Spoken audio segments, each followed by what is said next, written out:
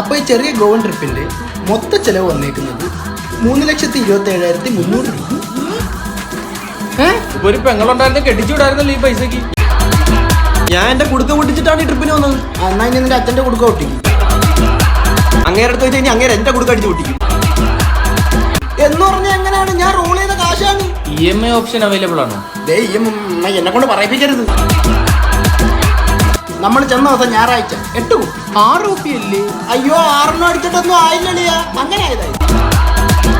അങ്ങനെ 4 ദിവസം 32 കോടി. ലിവർ കിഡ്നിയൊക്കെ ഇവിടെ ഉണ്ടോ നോക്കിയത്.